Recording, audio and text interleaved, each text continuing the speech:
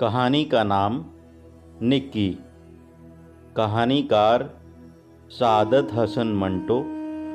वाचनकर्ता अमित पांडे। तलाक लेने के बाद वो बिल्कुल नचतन हो गई थी। अब वो हर रोज़ की वानिता कुलकुल और मार कटाई नहीं थे। निक्की बड़े आराम व इत्मीनान से अपना गुज़र औक़ात कर रही थी। ये तलाक पूरे 10 बरस के बाद हुई थी। निक्की का शौहर बहुत जालिम था, प्रले दर्जे का निखट्टू और शराबी कबाबी। भंग चरस की भी लत थी। कई कई दिन भंगड़ खाने में और तकियों में पड़ा रहता था। एक लड़का हुआ था, वो पैदा होते ही मर गया। बरस के बाद एक लड़की हुई जो जिंदा थी और अब 9 बरस की थी। निक्की से उसके शौहर गाम को अगर कोई दिलचस्पी थी तो सिर्फ इतनी कि वो उसको मार पीट सकता था, जी भर के गालियां दे सकता था। तबीयत में आए तो कुछ अरसे के लिए घर से निकाल देता था। इसके अलावा निक्की से उसको और कोई सरोकार नहीं था। मेहनत मजदूरी की जब थोड़ी सी रकम निक्की के पास जमा होती थी तो वो उसे ज़बरदस्ती छीन लेता था। तलाक बहुत पहले ही हो चुकी होती, इसलिए कि मियाँ बीवी के निबाह की कोई सूरत ही नहीं थी। ये सिर्फ गाम की जिद थी कि मामला इतनी देर लटका रहा। इसके अलावा एक बात ये थी कि निक्की के आगे पीछे कोई भी न था। माँ बाप ने उसको डोली में डालकर गाम के सुपुर्द किया और 2 महीने के अंदर अंदर राहिए मुल्क के बका हुए। जैसे उन्होंने सिर्फ इसी गरज के लिए मौत को रोक रखा था, उन्हें अपनी बेटी को एक लंबी मौत के लिए गाम के हवाले करना था। बहुत दूर के 2 एक रिश्तेदार होंगे, मगर निक्की से उनका कोई वास्ता न था। उन्होंने खुद को और ज़्यादा दूर कर लिया था। गाम कैसा है ये निक्की के माँ बाप अच्छी तरह जानते थे। उनकी बेटी सारी उम्र रोती रहेगी ये भी उनको अच्छी तरह मालूम था, मगर उन्हें तो अपनी ज़िंदगी में एक फ़र्ज से सुबकदोश होना था। और ऐसे सुबकदोश हुए कि सारा बोझ निक्की के नातवा कंधों पर डाल गए। तलाक लेने से निक्की का ये मतलब नहीं था कि किसी शरीफ से निकाह करना चाहती थी। दूसरी शादी का उसको कभी ख्याल तक भी ना आया। तलाक होने के बाद वो क्या करेगी क्या नहीं करेगी, इसके मुतल्लिक भी निक्की ने कभी नहीं सोचा था। असल में वो हर रोज़ की बकबक और जिग से सिर्फ एक इत्मीनान की सांस लेना चाहती थी। इसके बाद जो होने वाला था उसको निक्की बखुशी बर्दाश्त करने के लिए तैयार थी। लड़ाई झगड़े का आगाज तो पहले रोज से ही हो गया था, जब निक्की दुल्हन बनकर गाम के घर गई थी। लेकिन तलाक का सवाल उस वक्त पैदा हुआ था जब वो गाम के लिए दुआएं मांग मांग कर आजिज आ गई थी और उसके हाथ अपनी या उसकी मौत के लिए उठने लगे थे। जब ये हीला भी बेअसर साबित हुआ तो उसने अपने शौहर की मिन्नत समाजत शुरू की कि वो इसे बख्श दे और अलहदा कर दे। मगर कुदरत की सितम ज़रीफ़ी देखिए कि 10 बरस के बाद तकिए में एक अधेड़ उम्र की मीरासन से गाम की आंख लड़ी और एक दिन उसके कहने पर उसने निक्की को तलाक दे दी और बेटी पर भी अपना कोई हक न जताया। हालांकि निक्की को इस बात का हमेशा धड़का रहता था कि अगर उसका शौहर तलाक पर राज़ी भी हो गया तो वो बेटी कभी उसके हवाले नहीं करेगा। बहरहाल निक्की नचनत हो गई और एक छोटी सी कोठड़ी किराए पर लेकर चैन के दिन गुजारने लगी। उसके 10 बरस उदास खामोशी में गुजरे थे। दिल में हर रोज़ उसके बड़े बड़े तूफान जमा होते थे। مگر وہ خاوند کے سامنے اف تک نہیں کر سکتی تھی، اس لیے کہ اسے بچپن سے ہی یہ تعلیم ملی تھی کہ شوہر کے سامنے بولنا ایسا گناہ ہے جو کبھی بخشا نہیں جاتا۔ اب وہ آزاد تھی، اس لیے وہ چاہتی تھی کہ اپنے 10 برس کی بھڑاس کسی نہ کسی طرح نکالے۔ چنانچہ ہمسائیوں سے اس کی اکثر لڑائی بڑائی ہونے لگی، معمولی تو میں ہوتی جو گالیوں کی جنگ میں تبدیل ہو جاتی۔ نکی پہلے جس قدر خاموش تھی، اب اسی قدر اس کی زبان چلتی تھی۔ منٹا منٹی میں وہ اپنے مد مقابل کی 7 پیڑیاں پن کر رکھ دیتی، ایسی ایسی گالیاں اور سٹھنیاں دیتی کہ حریف کے چھکے چھوٹ جاتے۔ آہستہ آہستہ سارے محلے پر نکی کی دھاک بیٹھ گئی۔ یہاں کاروباری قسم کے مرد رہتے تھے جو صبح سویرے اٹھ کر کام پر نکل جاتے اور رات دیر سے گھر لوٹتے۔ سارے دن میں عورتوں میں جو لڑائی جھگڑا ہوتا، اس سے وہ مرد بالکل الگ تھلگ رہتے۔ ان میں سے شاید کسی کو پتا بھی نہیں تھا کہ نکی کون ہے اور محلے کی ساری عورتیں اس سے کیوں دبتی ہیں۔ چرخہ کاٹ کر بچوں کے لیے گڈے گڑیاں بنا کر اور اسی طرح کے چھوٹے موٹے کام کر کے وہ گزر اوقات کے لیے کچھ نہ کچھ پیدا کر لیتی تھی۔ طلاق لیے اسے قریب 1 برس ہو چلا تھا۔ اس کی بیٹی بھولی اب 11 کے لگ بھگ تھی اور بڑی صورت سے جوان ہو رہی تھی۔ نکی کو اس کے شادی بیاہ کی بہت فکر تھی۔ اس کے اپنے زیور تھے جو ایک ایک کر کے گام نے چٹ کر لیے تھے۔ ایک صرف ناک کی کیل باقی رہ گئی تھی، وہ بھی گھس گھسا کر آدھی رہ گئی تھی۔ اسے بھولی کا پورا جہیز بنانا تھا اور اس کے لیے کافی روپیہ درکار تھا۔ تعلیم تھی وہ اس نے اپنی طرف سے ٹھیک دی تھی، قرآن ختم کر دیا تھا، معمولی حرف شناسی کر لیتی تھی، کھانا پکانا خوب آتا تھا، گھر کے دوسرے کام کاج بھی اچھی طرح جانتی تھی۔ چونکہ نکی کو اپنی زندگی میں بہت تلخ تجربہ ہوا تھا، اس لیے اس نے بھولی کو خاوند کا اطاعت گزار ہونے کے لیے کبھی اشارتاً بھی نہیں کہا تھا۔ وہ چاہتی تھی کہ اس کی بیٹی سسرال میں چھڑ کھٹ پر بیٹھی راج کرے۔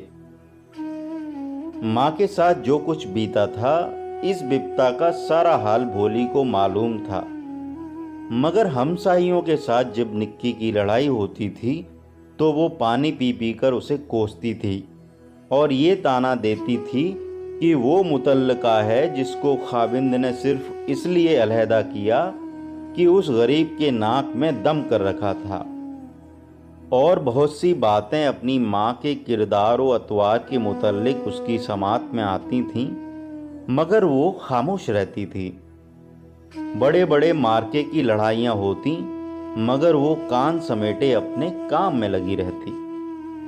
جب سارے محلے پر نکی کی دھاک بیٹھ گئی تو کئی عورتوں نے مروب ہو کر اس کے پاس آنا جانا شروع کر دیا۔ کئی اس کی سہیلیاں بن گئیں۔ جب ان کی اپنی کسی پڑوسن سے لڑائی ہوتی تو نکی ساتھ دیتی اور ہر ممکن مدد کرتی۔ اس کے بدلے میں اس کو کبھی قمیض کے لیے کپڑا مل جاتا تھا، کبھی پھل، کبھی مٹھائی اور کبھی کبھی کوئی بھولی کے لیے سوٹ بھی سلوا دیتا تھا۔ لیکن جب نکی نے دیکھا کہ ہر دوسرے تیسرے دن اسے محلے کی کسی نہ کسی عورت کی لڑائی میں شریک ہونا پڑتا ہے اور اس کے کام کاج کا حرج ہوتا ہے، تو اس نے پہلے دبی زبان سے پھر کھلے لفظوں میں اپنا معاوضہ مانگنا شروع کر دیا اور آہستہ آہستہ اپنی فیس بھی مقرر کر لی۔ مارکے کی جنگ ہو تو 25 روپے، دن زیادہ لگیں تو 40، معمولی چخ کے صرف 4 روپے اور 2 وقت کا کھانا، درمیانے درجے کی لڑائی کے 15 روپے۔ کسی کی سفارش ہو تو وہ کچھ رعایت بھی کر دیتی تھی۔ اب چونکہ اس نے دوسروں کی طرف سے لڑنا اپنا پیشہ بنا لیا تھا، اس لیے اسے محلے کی تمام عورتوں اور ان کی بہو بیٹیوں کے تمام فضیحتیں یاد رکھنے پڑتے تھے۔ ان کا تمام حسب و نسب معلوم کر کے اپنی یادداشت میں محفوظ کرنا پڑتا تھا۔ مثال کے طور پر اس کو معلوم تھا کہ اونچی حویلی والی سوداگر کی بوئی جو اپنی ناک پر مکھی نہیں بیٹھنے دیتی ایک موچی کی بیٹی ہے، اور اس کا باپ شہر کے لوگوں کے جوتے گانٹتا پھرتا ہے، اور اس کا خاوند جو جناب شیخ صاحب کہلاتا ہے معمولی کسائی تھا۔ اس کے باپ پر ایک رنڈی مہربان ہو گئی تھی، وہ اسی کے وطن سے تھا، اور یہ اونچی حویلی اس طوائف نے اپنے یار کو بنوا کر دی تھی۔ کس لڑکی کا کس کے ساتھ مشاقہ ہے، کون کس کے ساتھ بھاگ گئی تھی، کون کتنے حمل گرا چکی ہے، اس کا حساب سب نکی کو معلوم تھا۔ یہ تمام معلومات حاصل کرنے میں وہ کافی محنت کرتی تھی۔ کچھ مسائلہ اس کو اپنے موکلوں سے مل جاتا تھا، اس کو اپنی معلومات کے ساتھ ملا کر وہ ایسے ایسے بم بناتی کہ مد مقابل کے چھکے چھوٹ جاتے تھے۔ ہوشیار وکیلوں کی طرح وہ سب سے وزنی ضرب صرف اسی وقت استعمال کرتی تھی جب لوہا پوری طرح سرخ ہوتا۔ چنانچہ یہ ضرب 16 آنے فیصلہ کن ثابت ہوتی تھی۔ جب وہ اپنے موکل کے ساتھ کسی محاذ پر جاتی تھی تو گھر سے پوری طرح کیل کانٹے سے لیس ہو کے جاتی تھی۔ تانے مہنوں اور گالیوں اور سٹھنیوں کو مؤثر بنانے کے لیے مختلف اشیاء بھی استعمال کرتی تھی۔ مثال کے طور پر گھسا ہوا جوتا، پھٹی ہوئی قمیض، چمٹا، پھکنی وغیرہ وغیرہ۔ کوئی خاص تشبیہ دینی ہو یا کوئی خاص الخاص اشارہ یا کہنا یہ مطلوب ہو تو وہ اس غرض کے لیے کارآمد شے گھر ہی سے لے کر چلتی تھی۔ بعض اوقات ایسا بھی ہوتا کہ آج وہ جنتے کے لیے کھیرا سے لڑی ہے تو 2.5 مہینے کے بعد اسی کھیرا سے ڈبل فیس لے کر اسے جنتے سے لڑنا پڑتا تھا۔ ایسے موقعوں پر وہ گھبراتی نہیں تھی۔ اسے اپنے فن میں اس قدر مہارت ہو گئی تھی اور اس کی پریکٹس میں وہ اتنی مخلص ہو گئی تھی کہ اگر کوئی فیس دیتا تو وہ اپنی بھی دھجیاں بکھیر دیتی۔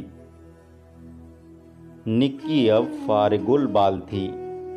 ہر مہینے اسے اب اتنی آمدن ہونے لگی تھی کہ اس سے پس انداز کر کے اپنی بیٹی بھولی کا جہیز بنانا شروع کر دیا تھا۔ تھوڑے ہی عرصے میں اتنے گہنے پاتے اور کپڑے لتے ہو گئے تھے کہ وہ کسی بھی وقت اپنی بیٹی کو ڈولی میں ڈال سکتی تھی۔ اپنے ملنے والیوں سے وہ بھولی کے لیے کوئی اچھا سا بر تلاش کرنے کی بات کئی مرتبہ کر چکی تھی۔ شروع میں تو اس کو کوئی اتنی جلدی نہیں تھی، مگر بھولی 16 برس کی ہو گئی، لوٹھا کی لوٹھا۔ قد کاٹ کی چونکہ اچھی تھی اس لیے 14ویں برس میں ہی پوری جوان عورت بن گئی تھی۔ 17ویں میں تو ایسا لگتا تھا کہ وہ اس کی چھوٹی بہن ہے۔ چنانچہ اب نکی کو دن رات اس کے بیاہ کی فکر ستانے لگی۔ نکی نے بڑی دوڑ دھوپ کی، کوئی صاف انکار تو نہیں کرتا تھا مگر دل سے حامی بھی نہیں بھرتا تھا۔ اس نے محسوس کیا کہ ہو نہ ہو لوگ اس سے ڈرتے ہیں۔ اس کی یہ صفت کہ لڑنے کے فن میں اپنا جواب نہیں رکھتی تھی دراصل اس کے آڑے آ رہی تھی۔ بعض گھروں میں تو وہ خود ہی سلسلہ جنیانی نہ کرتی کہ اس کی کسی عورت کا اس نے کبھی ناطقہ بند کیا تھا۔ دن پر دن چڑھتے جا رہے تھے اور گھر میں پہاڑ سی جوان بیٹی کنواری بیٹھی تھی۔ نکی کو اپنے پیشے سے اب گھن آنے لگی۔ اس نے سوچا کہ ایسا ذلیل کام کیوں اس نے اختیار کیا، مگر وہ کیا کرتی۔ محلے میں آرام چین کی جگہ پیدا کرنے کے لیے اسے پڑوسنوں کا مقابلہ کرنا ہی تھا۔ اگر وہ نہ کرتی تو اسے دب کے رہنا پڑتا۔ پہلے خاوند کے جوتے کھاتی تھی، پھر ان کی پیزار کی غلامی کرنی پڑتی۔ یہ عجیب بات تھی کہ برسوں دبیل رہنے کے بعد جب اس نے اپنا جھکا ہوا سر اٹھایا اور مخالف قوتوں کا مقابلہ کر کے ان کو شکست دی، یہ قومیں جھک کر اس کی امداد کی طالب ہوئیں کہ دوسری قوتوں کو شکست دیں، اور اس کو اس امداد پر کچھ اس طرح راغب کیا گیا کہ اس کو چسکا ہی پڑ گیا۔ اس کے متعلق وہ سوچتی تو اس کا دل نہ مانتا تھا، کیونکہ اس نے صرف بھولی کی خاطر اس پیشے کو، جسے اب لوگ ذلیل سمجھنے لگے تھے، اختیار کیا تھا۔ یہ بھی کم عجیب چیز نہیں تھی۔ نکی کو روپے دے کر کسی عورت پر انگلی رکھ دی جاتی تھی اور اس سے کہا جاتا تھا کہ وہ اس کی 7 پیڑھیاں پون ڈالے، اس کے آباء و اجداد کی ساری کمزوریاں ماضی کے ملبے سے کریت کریت کر نکالے اور اس کے وجود پر چھید کر دے۔ نکی یہ کام بڑی ایمانداری سے کرتی۔ وہ گالیاں جو ان کے منہ میں ٹھیک نہیں بیٹھی تھیں، اپنے منہ میں بٹھائی۔ ان کی بہو بیٹیوں کے عیوب پر پردے ڈال کر وہ دوسروں کی بہو بیٹیوں میں کیڑے ڈالتی۔ غلیظ سے غلیظ گالیاں اپنے ان موکلوں کی خاطر خود بھی کھاتی۔ پر اب کہ اس کی بیٹی کا بیاہ کا سوال آیا تھا، وہ کمینی، نیچ اور رذیل بن گئی تھی۔ 1-2 مرتبہ تو اس کے جی میں آئی کہ محلے کی ان تمام عورتوں کو جنہوں نے اس کی بیٹی کو رشتہ دینے سے انکار کر دیا تھا، بیچ چوراہے میں جمع کرے اور ایسی گالیاں دے کہ ان کے دل کے کانوں کے پردے پھٹ جائیں۔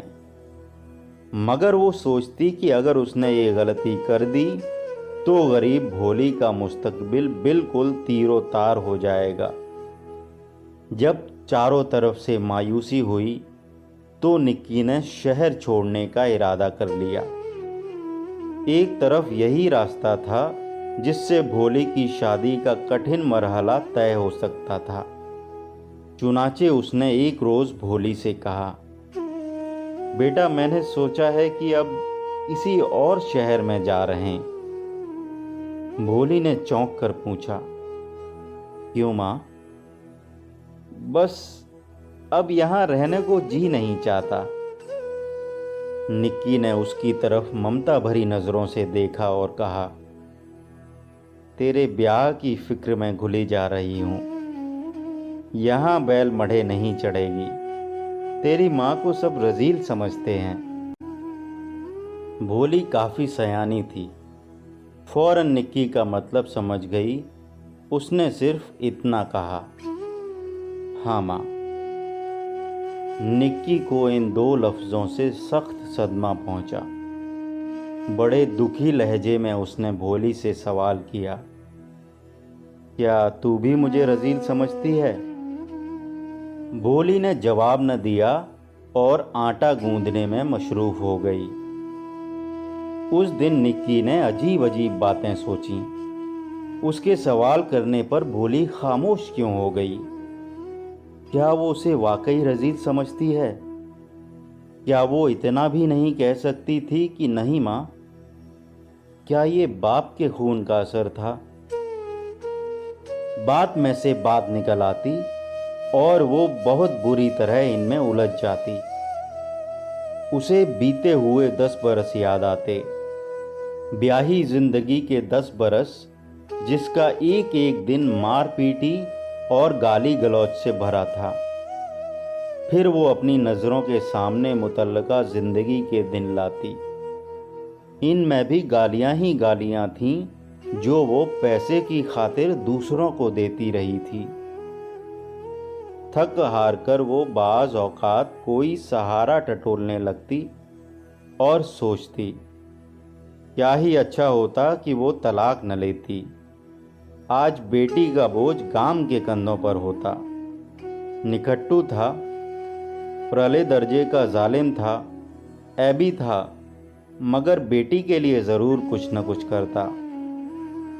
یہ اس کے عجز کی انتہا تھی۔ पुरानी मारें और उनके दबे हुए दर्द अब आहिस्ता आहिस्ता निक्की के जोड़ों में उभरने लगे। पहले उसने कभी उफ तक नहीं की थी, पर अब उठते बैठते हाय हाय करने लगी। इसके कानों में हर वक्त एक शोर सा बरपा होने लगा, जैसे उनके पर्दों पर वो तमाम गालियां और सठनियां टकरा रही हैं जो अनगिनत लड़ाइयों में उसने इस्तेमाल की थीं। उम्र उसकी ज़्यादा नहीं थी, 40 के लगभग थी, मगर अब निक्की को ऐसा महसूस होता था कि वो बूढ़ी हो गई है। उसकी कमर जवाब दे चुकी है।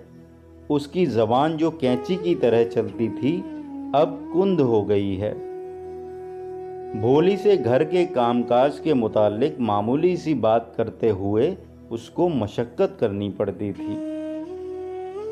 निक्की बीमार पड़ गई और चारपाई के साथ लग गई। शुरू में तो वो इस बीमारी का मुकाबला करती रही। भोली को भी उसने खबर न होने दी कि अंदर ही अंदर कौन सी दीमक उसे चाट रही है। लेकिन एकदम वो ऐसी निढाल हुई कि उससे उठा तक न गया। भोली को बहुत तशवीश हुई। उसने हकीम को बुलाया, जिसने नब्ज़ देखकर बताया कि फ़िक्र की कोई बात नहीं, पुराना बुखार है, इलाज से दूर हो जाएगा। इलाज बाकायदा होता रहा। भोली सआदतमंद बेटियों की तरह माँ की हर मुमकिन खिदमत बजा ला रही थी। इससे निक्की के दुखी दिल को काफ़ी तस्कीन होती थी, मगर मर्ज दूर न हुआ। बुखार पहले से तेज़ हो गया और आहिस्ता आहिस्ता निक्की की भूख गायब हो गई, जिसके बाइस वो बहुत ही लागर और नहीफ हो गई। औरतों में एक खुदादद वस्फ होता है कि मरीज़ की शक्ल देखकर ही पहचान लेती हैं कि वो कितने दिन का मेहमान है। एक दो औरतें जब बीमार पुरसी के लिए निक्की के पास आईं तो उन्होंने अंदाज़ा लगाया कि वो बमुश्किल 10 रोज़ निकालेगी। चुनाचे ये बात सारे मोहल्ले को मालूम हो गई। कोई बीमार हो, मरने के करीब हो, तो औरतों के लिए एक अच्छी खासी तफरीह का बहाना निकल आता है। घर से बन संवर कर निकलती हैं और मरीज़ के सिरहाने बैठकर अपने तमाम मरहूम अजीज़ों को याद करती हैं। उनकी बीमारियों का जिक्र होता है। वो तमाम इलाज बयान किए जाते हैं जो लाइलाज साबित हुए।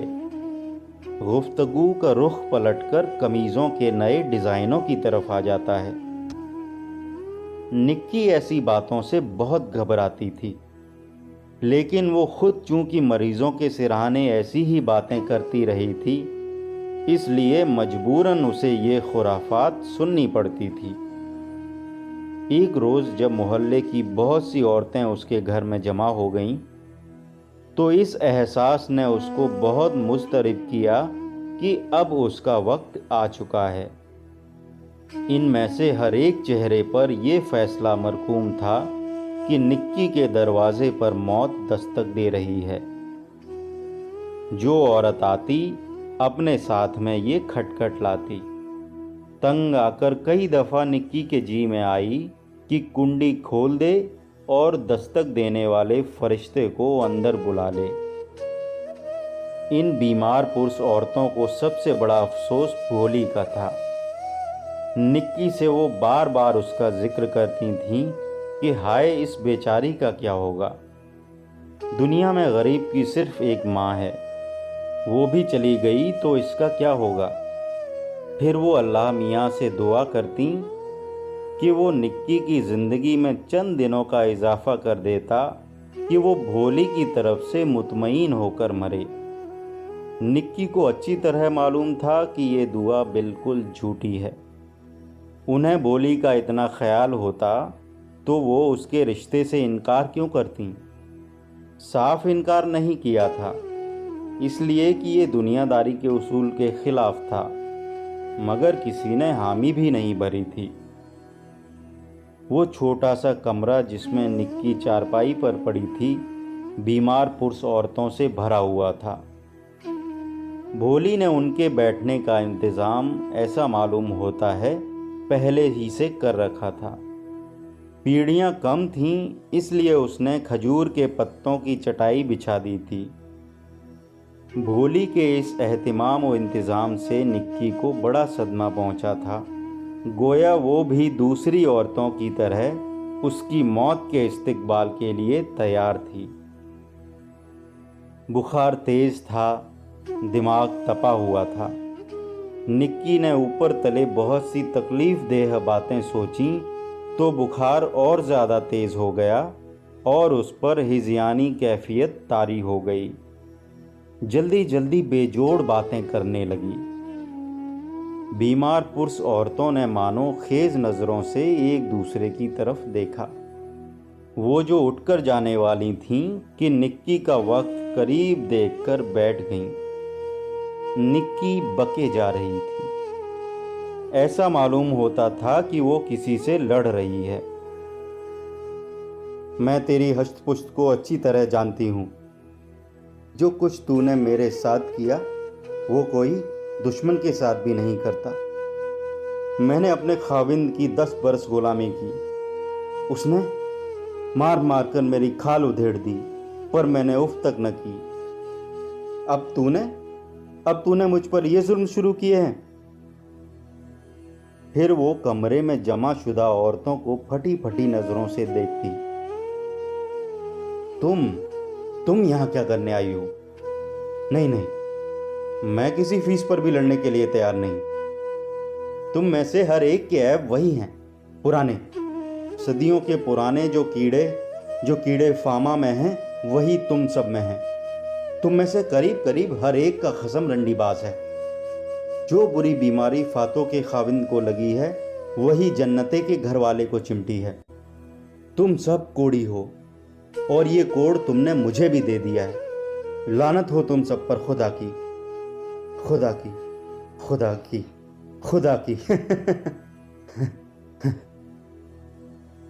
और वो हंसने लगती। मैं उस खुदा को भी जानती हूँ, उसकी हस्त पुश्त को अच्छी तरह जानती हूँ। ये क्या दुनिया बनाई है तूने? ये दुनिया जिसमें गाम है, जिसमें फामा है, जो अपने खाविंद को छोड़कर दूसरे के बिस्तर गर्म करती है और मुझे फीस देती है।